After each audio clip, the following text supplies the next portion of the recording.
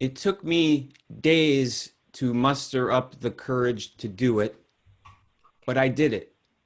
I watched it. I didn't want to. Like you don't want to open the car door on someone's smashed hand.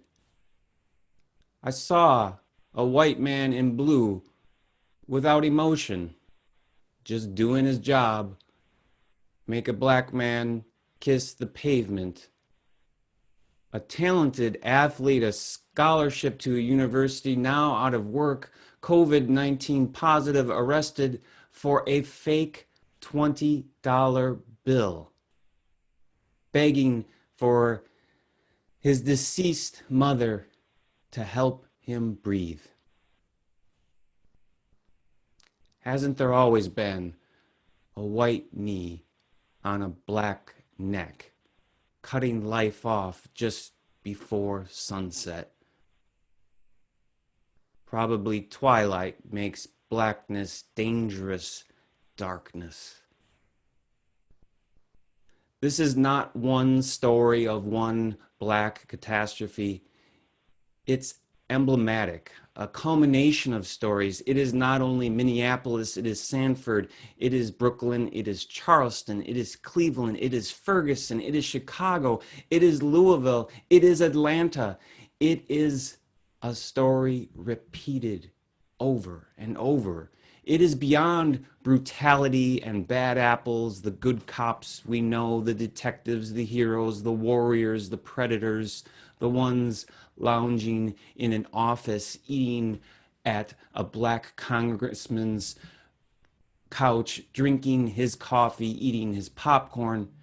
It is about who who makes the laws and which ones are to be enforced and how.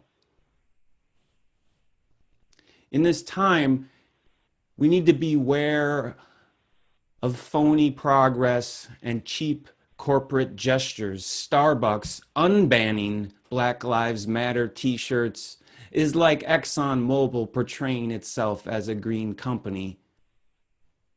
It was not that long ago that those three radical words, Black Lives Matter, got us jeered at in parades, yard signs stolen, and sometimes violent threats.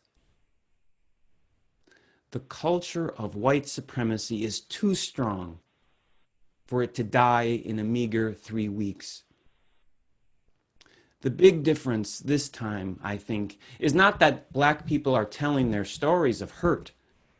The big difference is that white people are listening and realizing the phrase systemic racism is in fact a redundant phrase.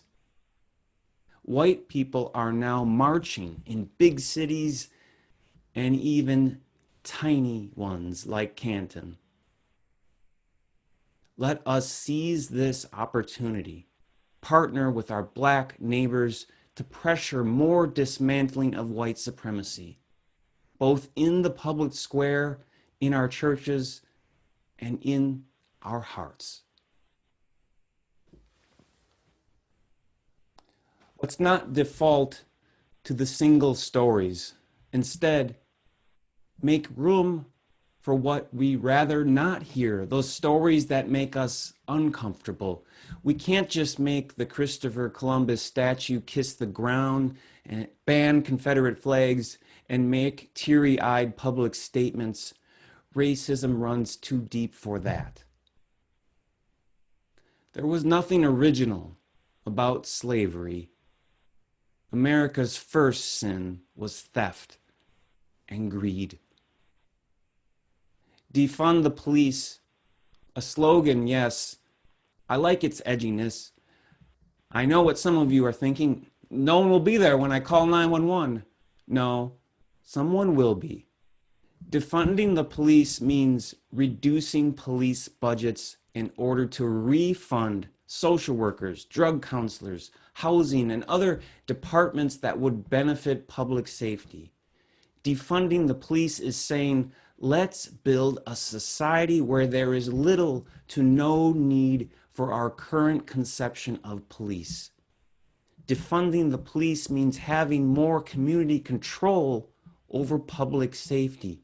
Defunding the police means let's work to make police as we know them unnecessary. According to Black activist Miriam Kabi, the first thing to point out is that police officers don't do what you think they do. They spend most of their time responding to noise complaints, issuing parking and traffic citations, and dealing with other non-criminal issues. The single story that I have been told since I was a small boy is that cops are the good guys that catch the bad guys, the robbers. But according to Alex Vitale from the Policing and Social Justice Project at Brooklyn College, the vast majority of police officers make one felony arrest per year. If they make two, they're a cop of the month. Defunding police takes a long look at what are the best ways to accomplish safety in our communities. Camden, New Jersey did this years ago. Minneapolis is in the middle of it right now. This is something that can happen locally because the number of Obama administration policies related to policing that Trump upended is staggering. Change on the federal level may not happen until we have a new president. The increase in police budgets and getting tough on crime over the past 40 years probably did nothing to decrease crime. Some theorize the current reduction in crime is due to legalizing abortion and getting lead paint out of our homes. One sure way to reduce crime is to reduce poverty. Defunding police might get us to a place of real change instead of feel-good gestures. This great racial awakening of which we have experienced in the past few weeks is beyond the single story of police brutality. It is a calling for the people, yes, the people, and our many stories to demand reform and revolution now. This happens only when we listen to diverse stories other than our own. I think it is the same way in our churches. We are not single-story churches. We never were and never will be. We are not a white church. We are not a black church. We are not a cradle to the grave church. We are not the raised in another religion church. We have many levels and many stories. We are not the gay church or the straight church, the cis or the trans church. We are the church of many stories. We can take the elevator and the stairs and see all the levels of difference. The stories are layered on each other. The stories interlap, interweave seamlessly, not the first floor nor the second floor, stories between the stories, the twilight of stories. Our stories depend on when we are looking at them, like the red bud tree. Our story is an unfolding process. We get to those complex stories, the multi-narratives that make us real, lived life by authentic dialogue, by listening to each other's experiences. This is not only true for our churches, but it needs to be true in our nation. In the days when George Floyd was still alive, I proposed that the foundation of our church should be small groups. We should be organized in a relational depth. I asked a few people who have been involved in small groups over the years in our congregation to share their experiences. Hearing from other people helps refine my thinking. In small groups, we search for a deeper understanding of the mystery and meaning of our human lives amid all life on earth and existence itself. In the process of sharing our thoughts and experiences, our understanding and appreciation for each other grows. I feel a stronger connection with those I have gotten to know in small groups. This increases my sense of community with our whole congregation. These connections and knowing we share UU values and viewpoints are what holds us together as a church. Small groups are an opportunity to get to know people you sort of know already, but in a deeper way, a more meaningful way, and a different way than working with someone on buildings and grounds cleanup days or marching with others during the Dairy Princess Parade.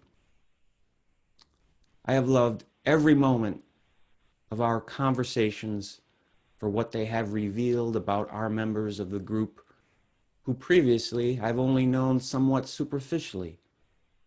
In small groups, we recognize similarities and differences without any pressure to say the right thing. And lastly, one writes, not gregarious by nature, I find that groups of 6 to 8 people who share a common interest and meet regularly are both spiritually nourishing and fun. Small groups are a chance for me to come into community, not an intellectual discussion, but a much deeper spiritual discussion about how to bring these teachings into our lives. Deeper than you can go during coffee hour, but we laugh a lot too. As we listen to our stories and hear the diverse stories of our world, may we create a community that burns fearlessly bright and clear. Listening to the new prophetic voices, may we yearn for that deeper justice. The practice of community is listening to and telling our most innermost stories. Let us claim our multi-storied church and aim to build the multi-storied community. Freedom comes when we listen. Freedom comes when justice rings in the stories heard in the public square. May we all save ourselves from the myth of the single story and be free.